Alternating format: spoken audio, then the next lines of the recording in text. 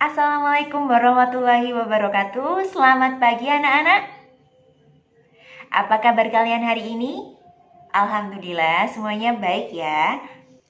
Ibu harap semuanya sehat selalu dan tetap semangat dalam mengikuti pembelajaran. Sebelum memulai pembelajaran hari ini, sebelumnya Ibu akan presensi terlebih dahulu. Apakah ada yang tidak masuk hari ini? Alhamdulillah semuanya masuk ya. Marilah kita awal kegiatan pembelajaran hari ini dengan berdoa. Untuk Arif sebagai ketua kelasnya, silahkan siapkan teman-temannya untuk berdoa. Ya, terima kasih untuk Arif. Anak-anak, kali ini Ibu akan mengajak kalian jalan-jalan virtual ke taman. Jadi sekarang amati dan perhatikan video berikut ini. Di taman ada anak-anak hewan dan hewan yang sudah dewasa. Itu artinya hewan-hewan ini mengalami perubahan. Ternyata ada tahapan yang dilalui oleh hewan dari anak hingga dewasa. Tujuan pembelajaran kita hari ini yang pertama yaitu membandingkan siklus hidup makhluk hidup. Yang kedua yaitu menganalisis siklus hidup makhluk hidup dengan upaya pelestariannya. Yang ketiga yaitu membuat skema siklus hidup makhluk hidup dalam bentuk poster. Dan yang keempat yaitu merangkai upaya pelestarian makhluk hidup dalam bentuk poster. Oh ya anak-anak, sebelum kita mendiskusikan materi hari ini, Ibu akan menampilkan terlebih dahulu video tentang siklus hidup makhluk hidup.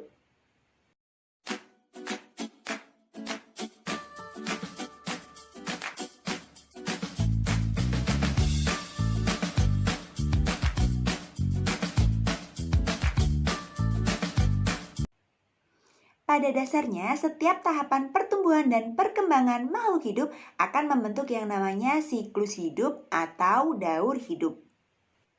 Setiap hewan memiliki pertumbuhan dan perkembangan yang berbeda-beda. Ada hewan yang mengalami perubahan bentuk di setiap tahapannya, contohnya kupu-kupu. Nah, itu tadi merupakan metamorfosis dari kupu-kupu. Untuk membahas siklus hidup lainnya, Ibu akan membagi kelas dalam 5 kelompok. Nah, kegiatan yang akan kita lakukan hari ini hampir sama dengan kegiatan yang pernah kita lakukan sebelumnya, yaitu kita akan mengumpulkan puzzle atau informasi dari hasil diskusi yang telah kalian lakukan. Untuk teknis pembagian kelompoknya akan Ibu ingatkan kembali, jadi dalam kegiatan diskusi kali ini terdapat 2 jenis kelompok. Kelompok yang pertama kita sebut dengan kelompok ahli atau kelompok inti, di mana masing-masing kelompok ahli atau kelompok inti terdiri dari 5 peserta didik yang telah Ibu beri kode A hingga kode E. Jadi, masing-masing dari kalian harus mengingat kelompok asal atau kelompok inti kalian serta kode yang kalian peroleh. Kode yang kalian peroleh ini nantinya akan digunakan sebagai pedoman kalian untuk menyusun kelompok ahli. Kelompok ahli atau kelompok tutor merupakan kelompok yang terbentuk dari beberapa peserta didik yang memiliki kode sama. Jadi dalam kegiatan diskusi kali ini terdapat 5 kelompok ahli atau kelompok tutor, mulai dari kelompok ahli A hingga kelompok ahli E. Sekarang masing-masing dari kelompok ahli silakan untuk berkumpul dengan kelompoknya dan salah satu perwakilan dari kelompok ahli silakan untuk maju mengambil LKPD. Anak-anak, pada setiap kelompok ahli akan mendiskusikan hal yang berbeda dengan kelompok lainnya. Untuk kelompok ahli A akan mendiskusikan tentang siklus hidup ayam, sapi, dan lumba-lumba.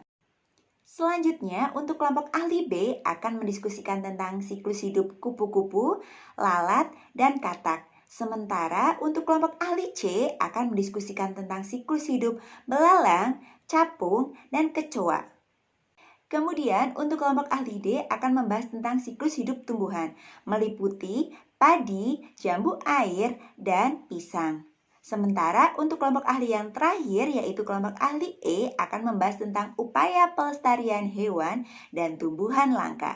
Anak-anak, Ibu beri waktu 30 menit untuk kalian mendiskusikan materi yang telah kalian terima. Selanjutnya, silahkan kembali ke kelompok asal kalian. Setelah semuanya kembali ke kelompok asal, sekarang silahkan keluarkan dan persiapkan alat dan bahan yang sudah Ibu sampaikan minggu lalu. Kemudian, tugas kalian selanjutnya yaitu membuat poster tentang siklus hidup makhluk hidup dan upaya pelestariannya. Di sini kalian cukup menuliskan satu hewan saja dalam setiap jenis metamorfosisnya. Misal, pada metamorfosis sempurna, kalian menggambarkan siklus hidup kupu-kupu. Begitu seterusnya dengan metamorfosis yang lain. Nah, kalian dapat menggunakan alat dan bahan yang telah kalian persiapkan untuk membuat poster sebagus dan semenarik mungkin.